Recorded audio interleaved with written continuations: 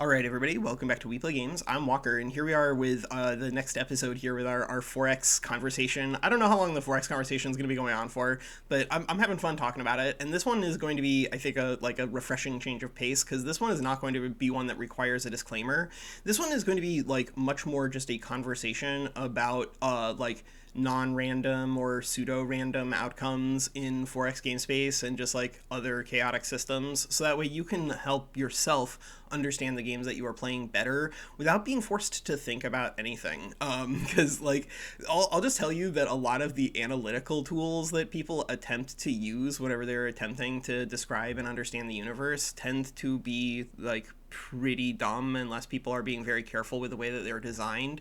So let's just talk very briefly about an example, something that I don't know if this is true or not, but I do have a pretty strong hypothesis about this, which is the numbers and sales in regards to Old World. Now, I will say, I guess there is a disclaimer in the sense that I emailed Soren, I don't know, a couple of months ago, and he gave me the codes for the expansion packs, so I thank him for that, but the reason that I am making this is not simply because he gave me access to the information to, attempt to decode what he was doing, but, I have my own personal, very strong theory about, the sales numbers and the player base there, and it really boils down to this. I don't think Soren was making that video game to attempt to make it popular. I think he was making that video game as a form of art that was supposed to be a tool for communication between him and a specific audience. So if you think that you can look at the numbers on somebody else's art and attempt to understand it and categorize it within a hierarchy along with other forms of art, especially if they're forms of art that are attempting to be hierarchical, then you just won't understand what you were looking at fundamentally. And so that's not to, this is supremely not copium, in case you are entirely unaware of the form and nature of my own content and the incredibly important things that I think I am trying to accomplish here. I'm not making content to attempt to make popular content. I'm making content to attempt to affect meaningful change.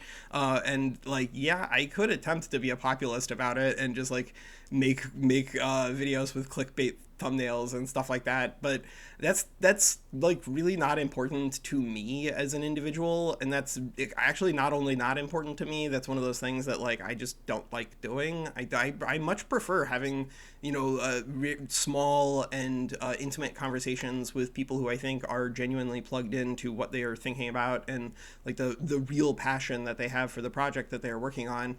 And yeah, you can definitely amplify the sound of whatever it is that you are working on if you bring in more people, but I'd rather have a directionality that makes more sense than a power.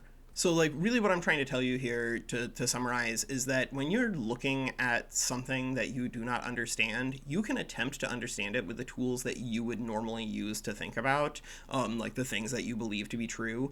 But if you're looking at something repeatedly and it still doesn't make sense over and over and over again, but you're thinking about it in the same analytical way, then the way that you improve your gameplay or your understanding of this movie or this book or this podcast, I suppose, is just to accept that you might not understand the purpose of the thing that you are looking at, and you'll probably understand it better if you allow yourself to just wander around and explore. If you allow yourself the opportunity to do the statistical discovery of wandering around inside somebody else's mind, which is really fundamentally what the 4X genre is supposed to be about. It's supposed to be a conversation between the player and the creator, where the creator offers to the player an object that the player can transform into a personalized experience, and it's something that is sufficiently random in its chaos. That doesn't necessarily mean it has RNG events and stuff. If you don't know the difference between random and non-random chaos by now, then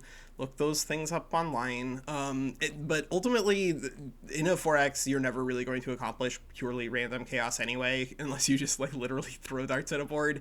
But just be aware that if you're trying to make a game that is, friendlier to new players, as well as being friendlier to the experienced players who want the new players to have a good time, so that way the game gets bigger, so that way there are more people to play with in multiplayer, This is not complicated. The competitive multiplayer people want you to have 25,000 players in all of these games because that's how we get our fix. That's how we get a game together. And good Jesus Christ, these guys are junkies and they're so desperate for the next game. You have no clue.